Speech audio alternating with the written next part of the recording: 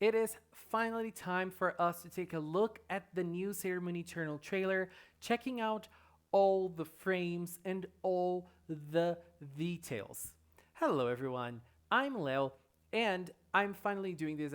I've been very excited. I've been thinking about this trailer since yesterday. There is already my reaction here on the channel. If you'd like to check it out, please do. But today we're going to take a look at the trailer itself, checking out some of the frames that I think are very important for this trailer. I just want to say that this might be a little spoilerish. I want to do this as spoiler free as possible, so I'm not getting into much detail, but I'm going to analyze this with the lenses of someone who's already read the manga and who is expecting a faithful adaptation of the Dreams arc, which is really incredible. And after this trailer, I really believe we're getting something very, very close to the manga. I'm excited. Before we take a look, there are some new images. This image is very small. I'm sorry about that. There are some new images of the movie itself. So this is the Deadman Circus, which is the place the villains stay in this arc. I love this. One of the things that I'm going to talk a lot about here is the whole colorization of Sailor Moon Eternal, which is really beautiful. We also have the bell from Chibiusa. Elios gives it to Chibiusa. This is really cute and really, really adorable. I cannot wait to see this in the actual movie. And there is also a new picture of the weapons from Sailor Moon and Sailor Chibi Moon from this arc as well. I love, love, love this glowing effect here. This looks so beautiful. Anyways, let's start checking out the trailer. So, one thing that Usagi says right at the start of this trailer is that the new moon is covering up the sun. And if you've seen Sailor Moon Crystal season 3, the last scene of the last episode is from an eclipse, and they go watch this eclipse. It's when Chibiusa is gonna go back to the future, so they go watch this eclipse so they can just say goodbye to Chibiusa. So this moment. This is a very, very big and important moment, and this is basically when this new saga starts. And this shot here really took like a heavy burden out of my shoulders because I was a little worried about the eyes in Sailor Moon Eternal after we've seen some pictures. But looking at the eyes in action like this and the actual scenes, it looks incredible. I love how the eyes look in Sailor Moon Eternal. Tadano did a very, very good job with those designs, and I think they're gonna look incredible in the animation itself. I just love it. In here, this was the picture that was here before. We can see Chibiusa with the deep mirror. This is something also very important for this saga, and this happens in season 3 as well. So if you've seen Sailor Moon Crystal season 3, you've seen a scene in which Sailor Neptune gives her mirror to Chibiusa.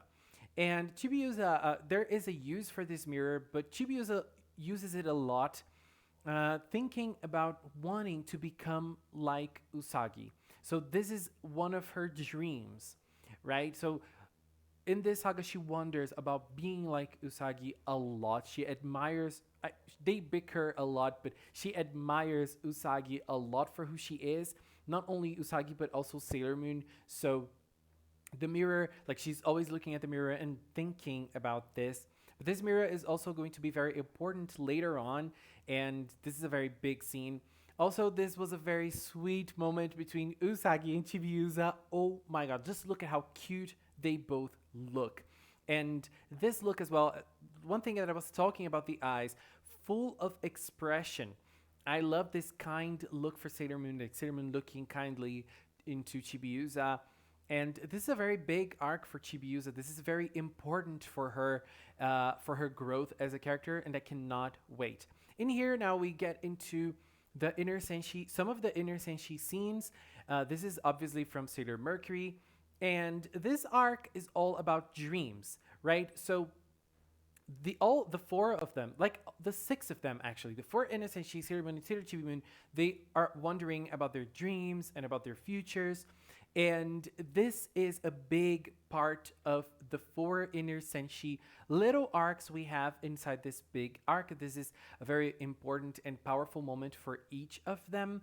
And there's one thing that especially Hei wonders about, which is she is a Senshi. She has a mission to protect Sailor Moon. So how is she going to conciliate her dreams with her mission? How can she do both things? Can't she do both things? So this is something that she's going to wonder about, and this is a big, important thing for this whole arc, not only for her but for the others as well.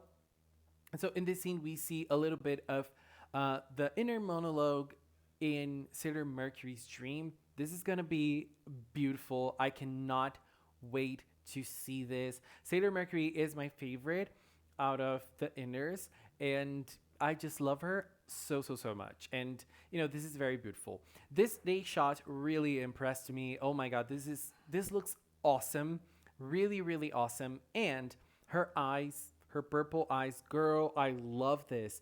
And Rei is a character who's always close to being a psychic, so she's always feeling things. So we can really see that in this picture here, she can sense that something is off, something isn't right in what is going on with the Dead Moon Circus. She's obviously going to play a big part in of that. She already did in season 3, so she's obviously going to do it again. This shot of Sailor Jupiter, girl, I can't. Look at how beautiful she looks. I like this makes me so happy because she is looking incredible. And Sailor Jupiter is such an important character. Come on, this this is Minako shot is very nice for two reasons. One of them is that I really like seeing them in casual clothes, and we're gonna see that a lot in this movie. And the other one is the background as a whole, because especially in the first two seasons of Sailor Moon Crystal, I feel like the backgrounds they were a little dull, and this time around they seem to have a little bit more life. Just looking at the background like this, they seem to have more life, and we're gonna talk more about that later. Coincidentally, in another Sailor Venus shot, in here, we can see Sailor Moon and Usagi and Chibiusa actually, and this we've already seen this in Sailor Moon Crystal season 3. They just redrew this for the movie with the new style, which looks very nice. And a big difference between both of them is the colors. In season 3, the colors were even lighter than in this one. I think they look better. I like the character design from season 3 the most. I think you guys probably know, like, this is my favorite Sailor Moon design ever, apart from the manga. But this one, like the colorization of Sailor Moon Eternal for me is looking way better. And here we have a little shot of Zirconia. I cannot wait to see Zirconia. Naomi Watanabe, I love her. And a very dark picture of Neherenia, which like they've already shown her design and voice actor, but like they are really not showing her much of on the trailers, probably because this is the trailer for the first part and she's gonna appear more in the second.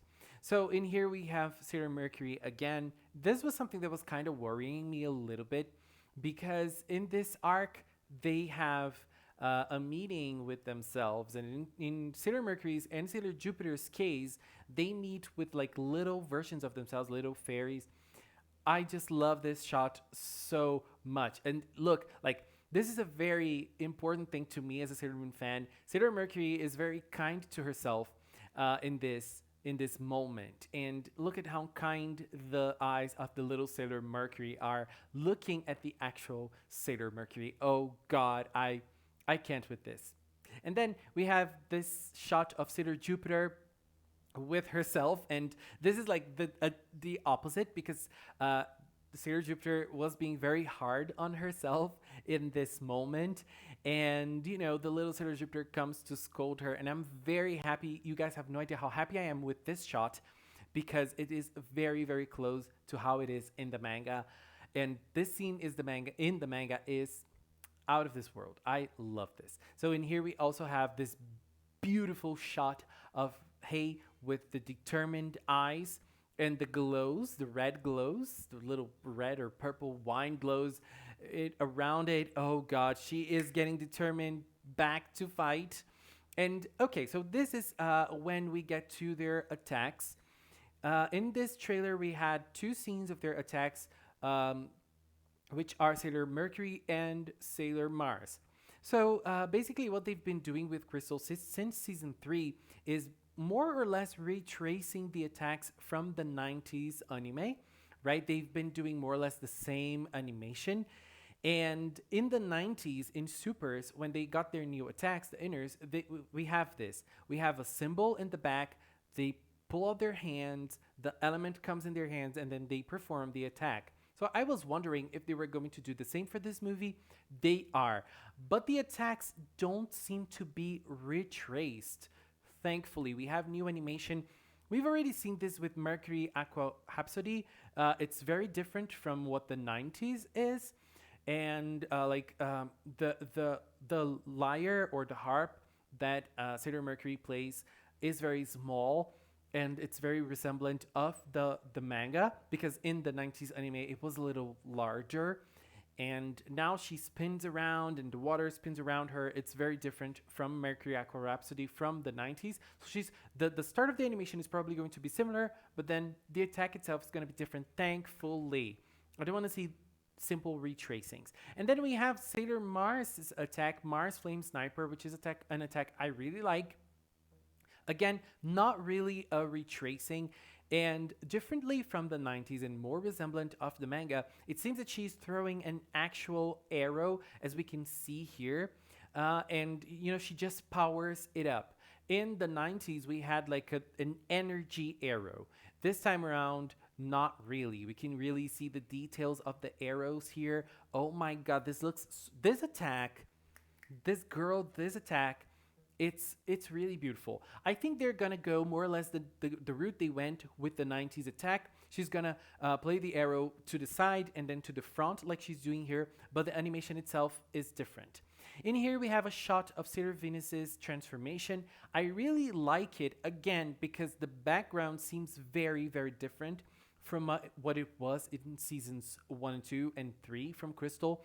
This time around, like, the background is darker, which makes Sailor Venus react the most, because she is like, the colors are very light in Venus, so like she is very apparent in the middle of this dark background. This looks really, really amazing.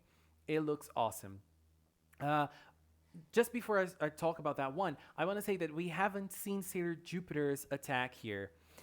We just saw a little shot of her transformation as well. We've seen her a little bit of her attack, Jupiter Oak Evolution, in the second trailer, the second teaser for Sailor Moon Eternal, that we saw a little bit of each of their attacks.